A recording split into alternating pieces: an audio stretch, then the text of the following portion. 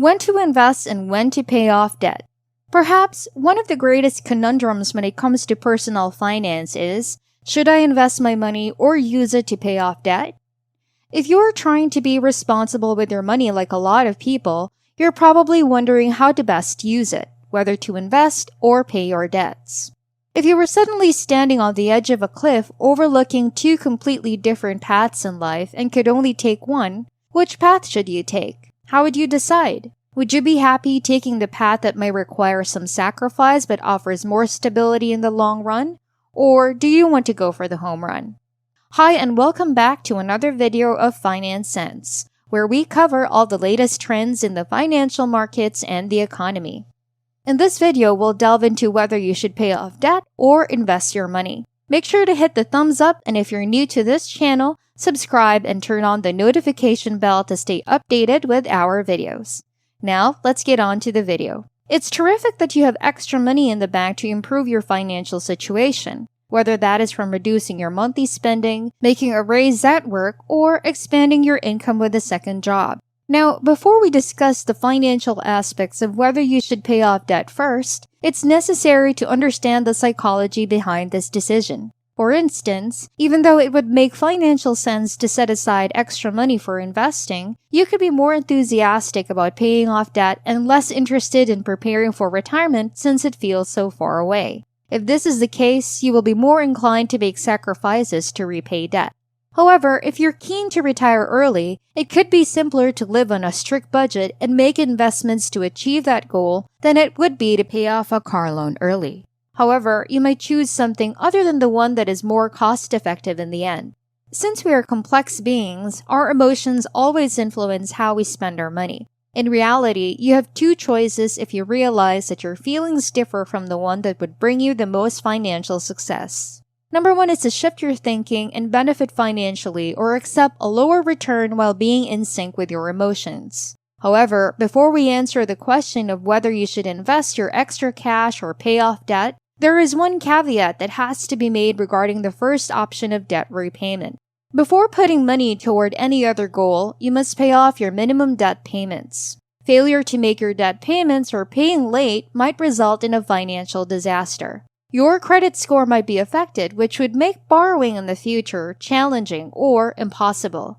Additionally, you could be charged substantial late fees and, in some situations, penalty interest rates that significantly raise the cost of repayments. If you don't pay your debts, you can risk foreclosure or repossession of your property. Therefore, make sure your minimum balances are met before you do anything with your money. When it comes to debt, the decision is usually made for you. This is true if you have high-interest debt that is costing you a lot. Rather than investing, you would be better off financially if you put the additional cash toward paying off high-interest consumer debts, such as your credit cards. For instance, suppose you have a credit card balance of about $16,480 with a 15.5% interest rate.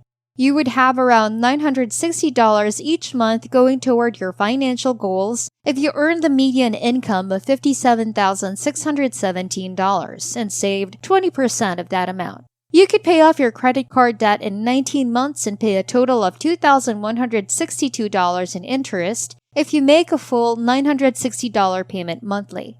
However, if you only put $300 toward your credit card, it would take you 92 months or 7.66 years to pay off the debt, and you would have paid $11,547 in interest during that time.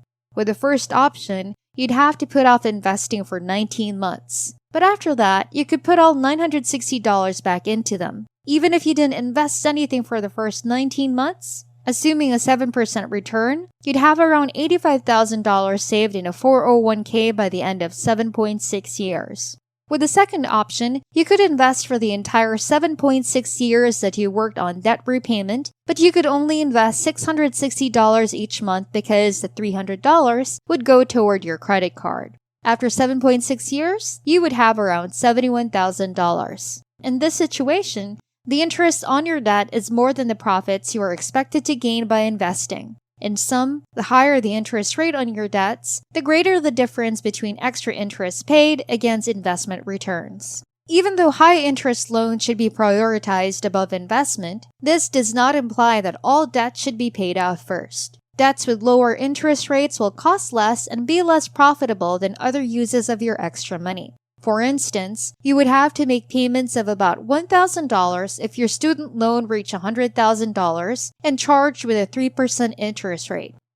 If your goal is to pay it off within 10 years, you will effectively pay over $25,000 in interest over the course of those 10 years for a total repayment of $125,000. However, if you were to put that $1,000 each month into your 401k over the same 10-year period at 7%, you would wind up with a total of $173,000, having more than $50,000 in interest. This $50,000 is double the interest you'll be paying on your student loans, showing that the choice you make in terms of your financial situation truly relies on whatever debts you're paying off. Now, some people who are more knowledgeable about personal finance may argue that paying off debt has the advantage of being a guaranteed return, whereas investing might produce a different result than you are hoping for.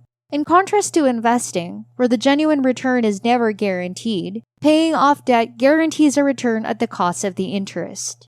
However, this logic is more complex than you might expect. A 30-year mortgage will become less expensive over time since $1 now will be worth less tomorrow. From the previous student loan example, your monthly payment of $1,000 will remain the same for 10 years, but it will only cost you $744 in today's dollars. Assuming a 3% inflation rate, the $25,000 in interest savings would only begin to grow after 10 years, making its current value less than $20,000. You can invest conservatively and earn a better return because inflation reduces the guaranteed return when paying off low-interest debt early. This is true whether you receive a tax advantage for investing or a 401k match from your employer, both of which, in practice, guarantee a return equal to the amount of the tax break or matching funds.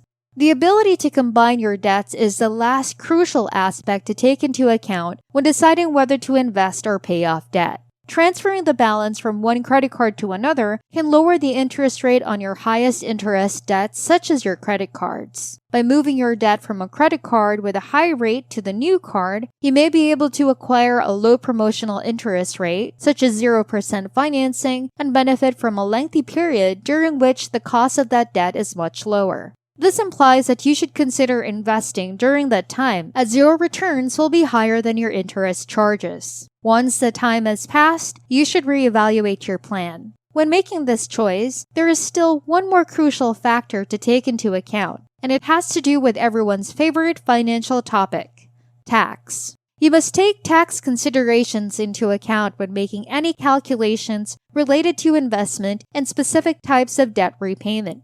Let's say you receive tax benefits for investing if you put money into a 401k or an IRA. You can minimize your current year's tax bill by investing in a 401k since the amount you contribute is deductible for tax purposes. On the other hand, if you put this extra income into a Roth IRA, it will be taxed now but will be accessible tax-free when you withdraw it, which you would appreciate in your later years. There are always tax benefits on the debt side of the issue, whether you realize it or not. If you have mortgage debt, you may write off the interest you paid up to $750,000 of it, or up to $1 million if your house was bought before December 16, 2017 as a tax deduction. Last but not least, if you owe money on student loans, you can deduct up to $2,500 in interest from your taxes. Although this deduction does not require itemizing, it does phase out for higher earners. Hi, thanks for making it to the end of this video. I hope you learned something valuable, and if you enjoyed it,